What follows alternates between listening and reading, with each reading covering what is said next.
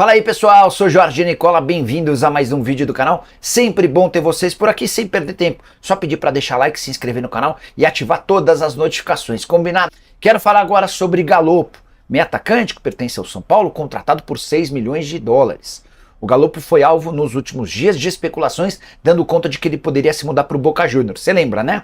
Depois do empate em 0 a 0 contra o Barcelona de Guayaquil no Morumbi, jogo em que o Galopo foi titular, ele resolveu responder sobre a possibilidade de sair do São Paulo, sobre um suposto interesse do Boca. A frase é, abre aspas, não chegou nada. Mas não sou eu quem comanda essas coisas, é com meu pai e com os meus representantes. De qualquer forma, estou tranquilo em fazer meu dever aqui, que é dar o meu melhor.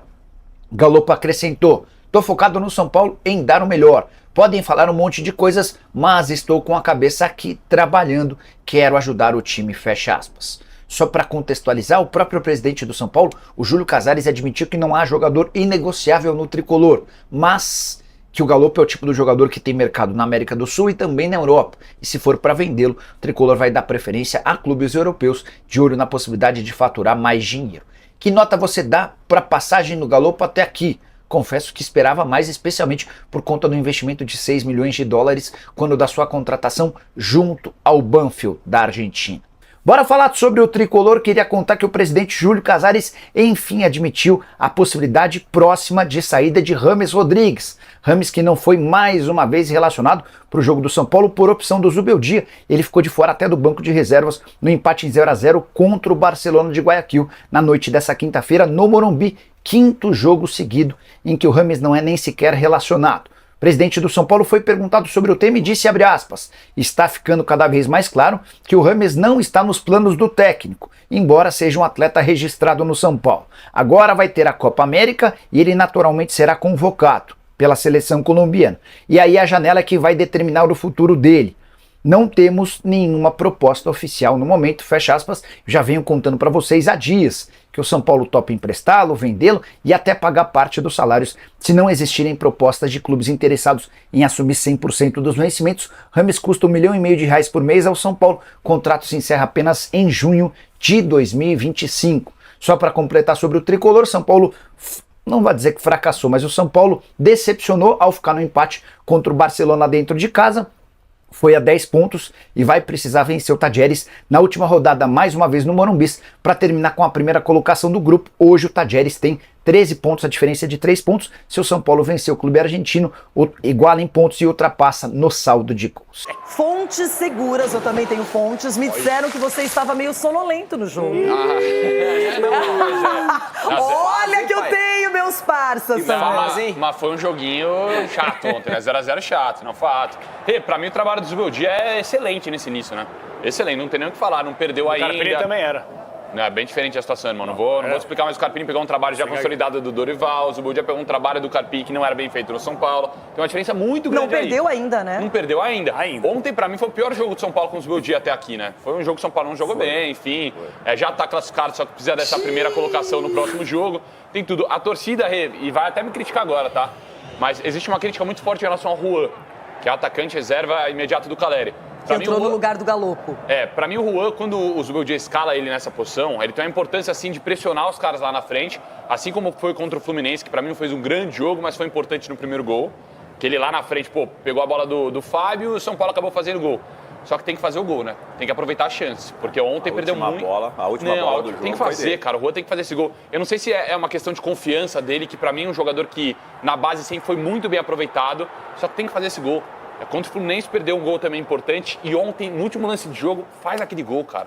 É isso para acabar essas críticas do torcedor em relação a ele, mas de resto também para mim faz parte. É lógico que o São Paulo em algum momento vai oscilar. Para mim é...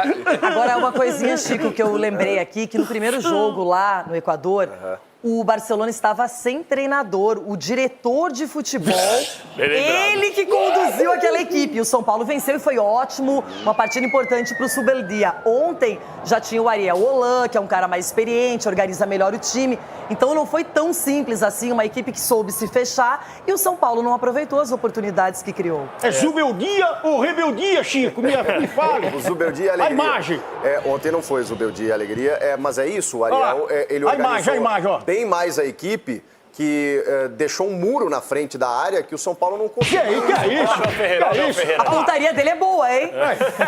Então, mas essa assim que eu energia, gosto, Zubeldia, eu gosto. essa intensidade, ela não foi pro campo ontem. Eu não sei se era porque o São Paulo já estava classificado, ele mudou de novo o sistema, o Alisson virou um primeiro volante, o Galo um segundo, aliás, Chico, o Michel Araújo na direita. que, aliás, esse tal de Alisson... Não, tá jogando. que joga é brincadeira, velho. Mas ontem eu acho que ele foi um pouco prejudicado também. Que porque aí isso? ele começou a construir o jogo lá de trás. Ele tava sem Pablo Maia, sem Nestor, sem Que Bobadilha. fase que ele tá. E aí o Galo por dentro, o Michel no lado direito, que eu acho que ele não rende tanto, Ferreirinha tentando alguma coisa, o André Silva preso nos zagueiros. E aí o São Paulo ficou assim, ó, Ferreirinha não foi bem rodando a ontem, bola, rodando a bola e não agredia. Tanto que no final do jogo, o Barcelona até deu um calor ali, porque entrou o Dias, o João Rojas machucou na falta do Igor Vinícius, que podia ter sido expulso. Aí entra o Dias ali, que é bem experiente. Damian Dias, né? O Damian Dias, né, 37 anos, mas ele, cara, ele começou a fazer algumas jogadas pelo lado direito. Mas assim, o São Paulo está classificado, não perdeu o jogo, então pode conquistar a primeira vaga do grupo, vencendo o Tajeres no último jogo em casa. Só que foi frustrante pelo desempenho, né? Ontem eu senti o São Paulo até um pouco displicente, coisa que não vinha acontecendo. E tinha alguns motivos importantes. O Lucas Moura voltando, que é um jogador que tem tudo para ser diferenciado ao longo da temporada, não apenas em uma das competições, não só na Libertadores. Mas acho que o São Paulo, realmente, eu concordo com o Chico, estava displicente, não fez aquele jogo intenso. O Luciano também não teve aquele destaque, até fez um gol que estava impedido, ele nem comemora. Não teria Bem que falar. impedido. Nem o que falar.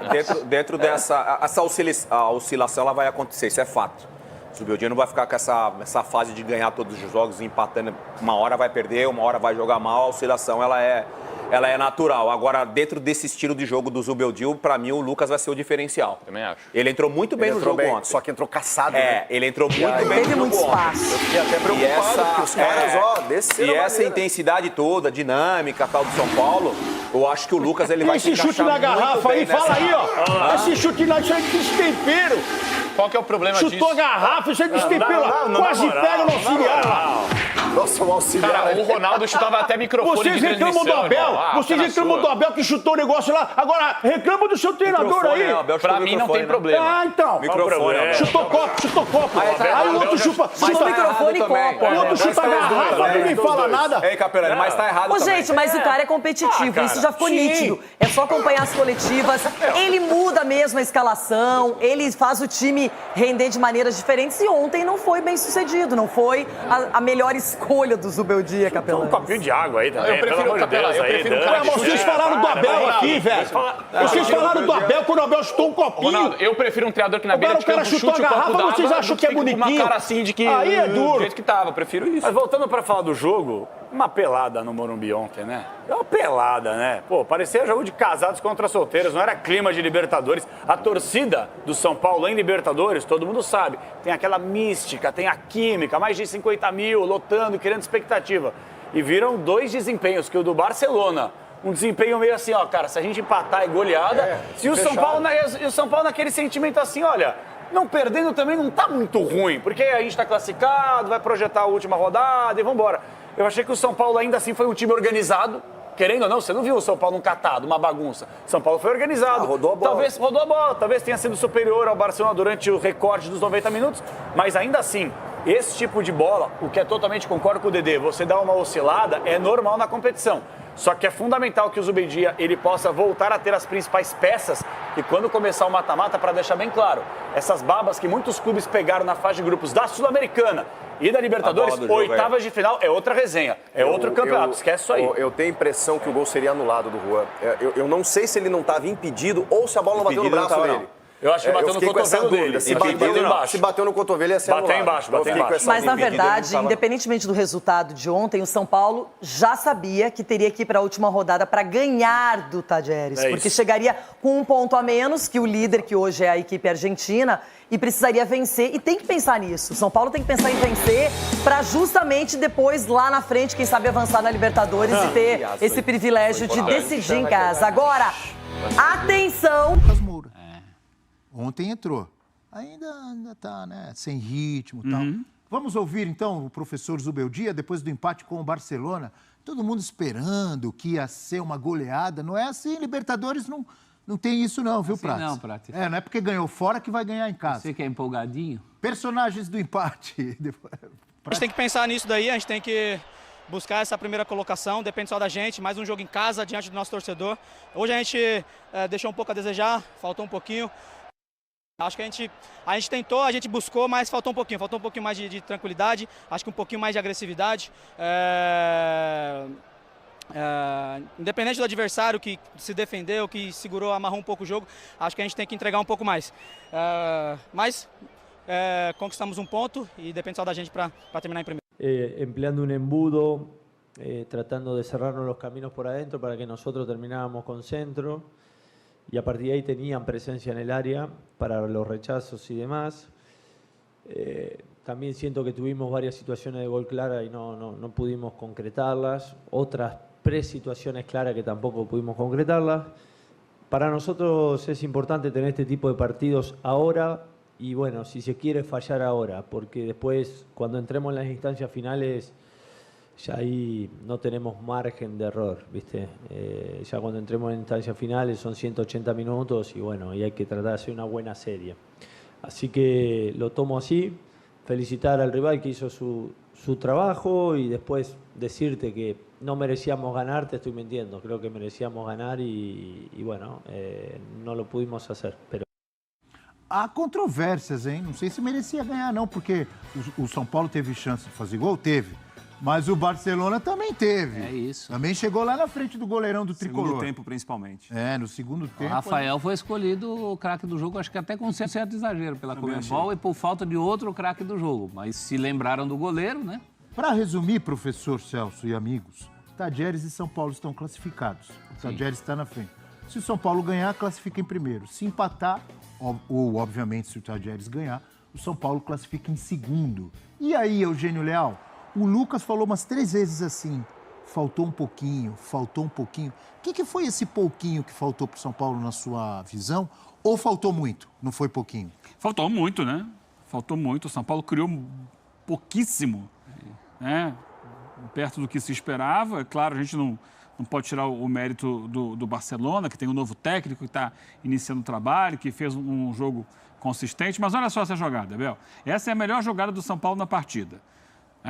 É a jogada que caracteriza aquilo que eu vinha falando do time do Zubeldia. Jogada de ultrapassagem, linha de fundo, tabela, triangulação, buscando sempre o cruzamento com o pé do lado, né? Com a direita pela direita, com a esquerda pela esquerda. Aí, outro dia, o Zubeldia começou uma conversa, já foi um jogo lá no Chile, contra o Cobressal.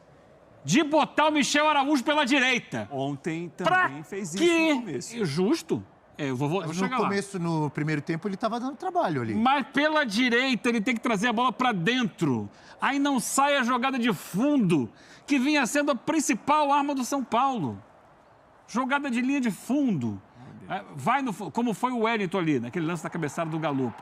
Aí havia impedimento. Depois do lado direito que ele queria colocar o Wellington foi no fundo, cruzou, o Galopo cabeceou. Foi a melhor jogada do São Paulo no jogo inteiro. E que não se repetiu, né? Não se repetiu porque ele começou a querer botar jogador com o pé invertido. Tava funcionando o Zubeldia. A tabelinha aqui, ó. De novo, olha isso aí.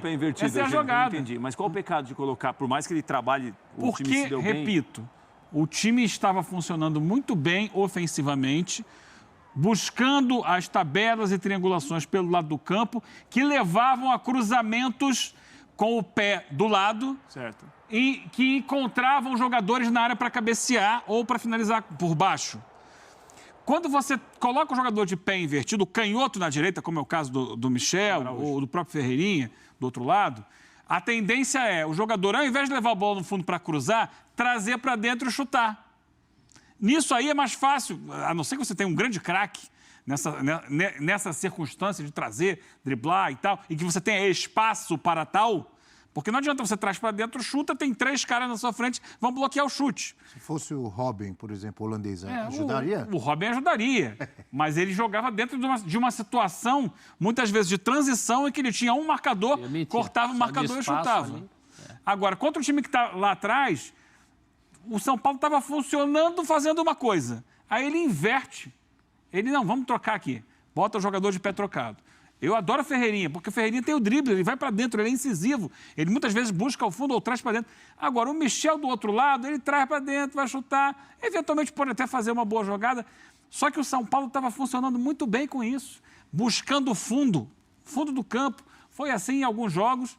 E ele começou... E no próprio jogo contra o Cobressal, ele troca. E quando ele troca, que ele bota o Michel para a esquerda e o Ferreirinha na direita, é que o São Paulo começa a fazer gol. Ontem ele resolveu mudar de novo, inverter essa situação. Eu não acho que isso seja produtivo ofensivamente para o São Paulo. Vou martelar em cima disso. É um time muito mais organizado, muito mais competitivo, só que ele está abrindo mão de uma situação que a gente até mostrou aqui, né, Abel? E você falou para mim, Eugênio, isso aí não tem novidade nenhuma. Porque nos anos 80, 70, Mas 90... eu falei, não é novidade, só que nem todo mundo faz. Aí o próprio São Paulo que estava fazendo, deixou de fazer. Poucos fazem, né, hoje em dia, porque todo mundo joga com atacantes. Estava dando certo, aí ele resolveu. E ontem era simples, era só você botar o Galopo ali onde estava o Michel Araújo, porque ele entende bem com o Igor Vinícius, a jogada sai, flui. Aí ele botou o Galopo um pouco em outra posição e botou um pouco mais atrás, né, e botou o Michel ali. De forma veemente, como sempre você está defendendo aí a sua análise, o professor Celso e o Prates olhavam para você com cara de assustados, os dois, saindo fumaça da cabeça. Não, Ou concorda? Eu concordava, eu estou assustado. Por que o Zubeldia fez isso? Ah, tá. Porque um técnico como ele, que enxerga o jogo, que é a TV... Mas ele pode estar fazendo, eu estou pensando isso agora, para testar opções também. Não Ah, pode? Mas ontem... Eu tô vendo a teste de opção dele aí, dando bico na garrafa Mas d'água. é na hora do jogo. Ele é sanguíneo, Eugênio. Você queria o quê? Que ele ficasse... Então ele não tá tranquilo testando a opção, não. Mas Ele é só do quer o jogo. jogo, pô. Quando você... Não é hora de fazer teste. Quando Não é o você jogo. testa, aí você percebe que não está dando certo, muda, né? Não insiste. Então, acho que o São Paulo ontem também, por conta disso, primeiro criou menos do que deveria. E segundo, e alguns comentaram aí, o próprio Lucas falou, o adversário veio para amarrar.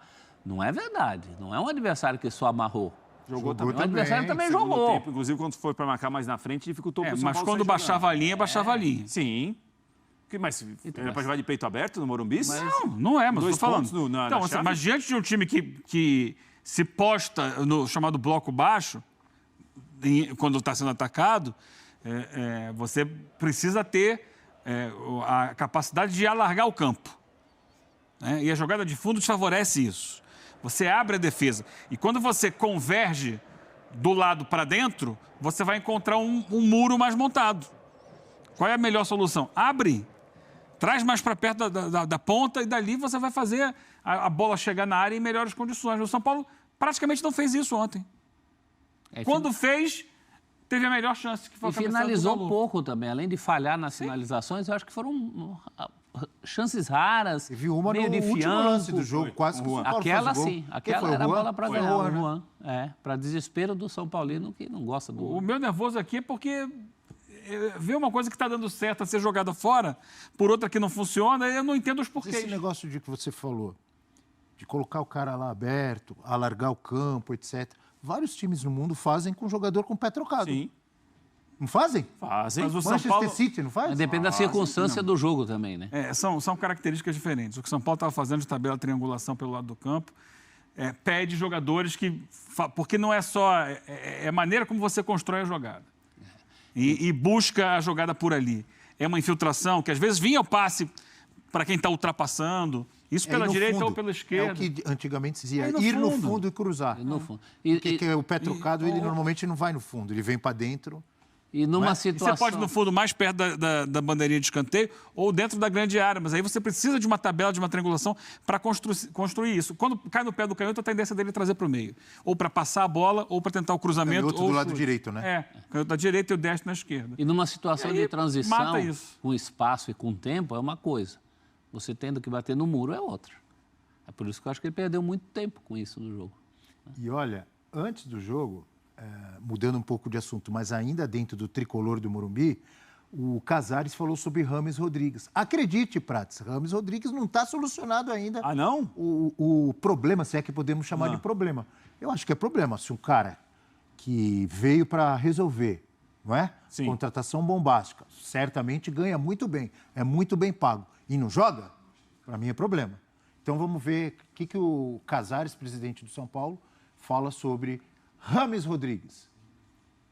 Sobre o Rames, é um jogador que tem contrato com o São Paulo, está ficando cada vez mais claro que ele não está fazendo não está nos planos do técnico, embora é um atleta registrado no São Paulo, funcionário do São Paulo, e agora vai ter a Copa América, naturalmente será convocado pela Colômbia, e aí a janela vai determinar o futuro do Rames. Não temos nenhuma proposta oficial, mas eu sempre digo que na janela é um momento de análise de chegadas e partidas.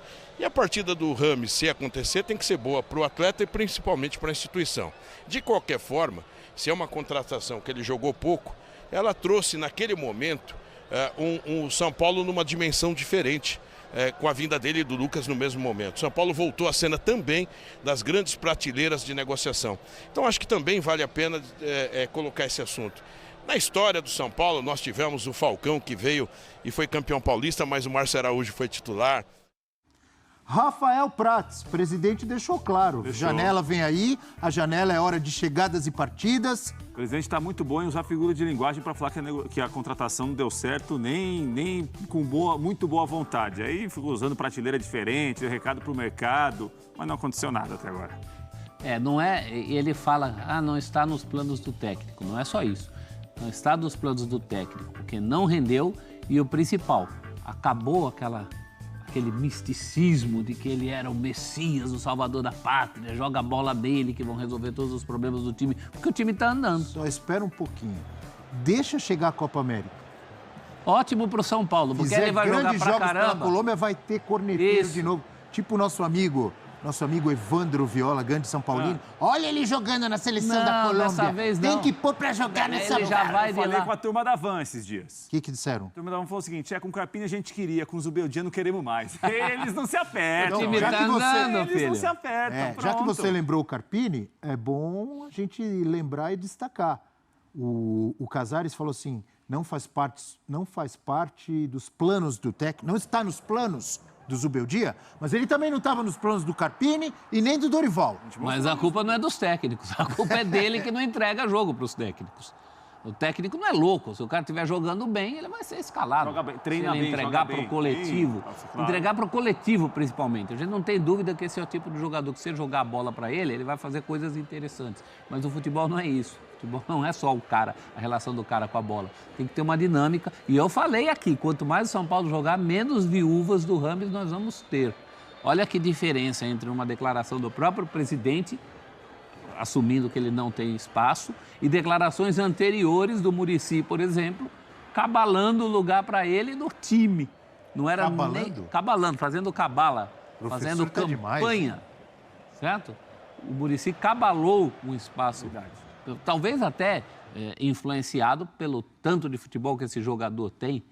O Muricy, naquele momento o time não estava bem, o Muricy também pensava, joga a bola nele que é gol. E a manifestação do presidente do São Paulo, a ESPN ontem aqui, assim, é que o presidente de São Paulo usou ali figuras de linguagem para definir a contratação. Olha, a época foi importante, o mercado viu que estávamos em outras prateleiras, chegou o Rames, ao lado dele chegou o Lucas também. O presidente de São Paulo está contando com uma Copa América de destaque do Rames na seleção colombiana para ver se aparece alguém que queira contratar. Diz que o Boca quer. Ele depois da Copa América tem mais um ano de contrato ainda. Ele não vai jogar curto Diz que o Boca é candidato, mas eu não imagino ele... Mas lá na Argentina não precisa correr para... Então, com essa tiriça aí na bomboneira, ele não se cria, não. Prats, viu? Com essa tiriça, professor. A gente foi do cavalo para o tiriça muito rápido. Tiriça, né? Gostei. Do cavalo para o tiriça muito rápido. Eugênio Leal, por favor, Eugênio, fale sobre Rames Rodrigues, jogador de bola. Fez gol antológico no Maracanã contra o Uruguai. Acho que já está fazendo 10 anos. Acho que tem uma diferença aí, Eugênio. Não é bem jogador de bola, é jogador com a bola. Aí é outra situação. Tá pensativo, Eugênio. Não, é que dá um cansaço. O que mais falar do Rames?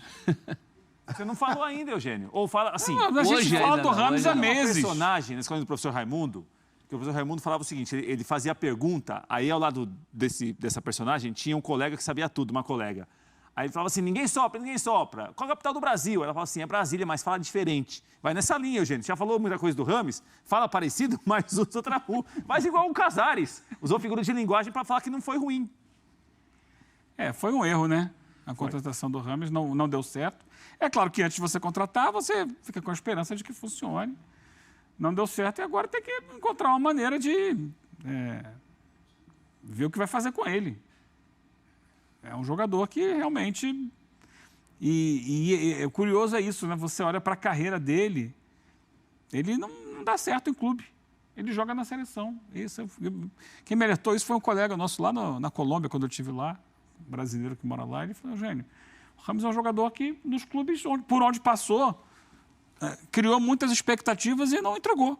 Você pode olhar, teve uma passagem, ele foi campeão, eu lembro disso. O campeão ele é toda hora. Mas ele foi jogando, foi o campeão jogando no Banfield. Campeão mesmo. No Banfield da Argentina, ele tinha 18 anos. E o Palmeiras, na época, mandou o Jorginho. O Jorginho era observador técnico do Palmeiras. E ele foi lá para observar esse time do Banfield, para dar uma olhada aqui, jogadores. E ele voltou e indicou o Erviti, que era um jogador de meio campo, e não citou o Rames. Depois o Rames fez muito sucesso, a coisa veio... Como é que o cara mandou o observador lá para ver o Rames e tal? Mas o Rames, ele achou acima do peso, um jogador que não participava muito do jogo, mas tecnicamente tinha qualidade. O Erviti depois foi jogar no Boca, foi campeão pelo Boca e tal, teve sua carreira lá. Não chegou a ser uma carreira internacional como a do Rames.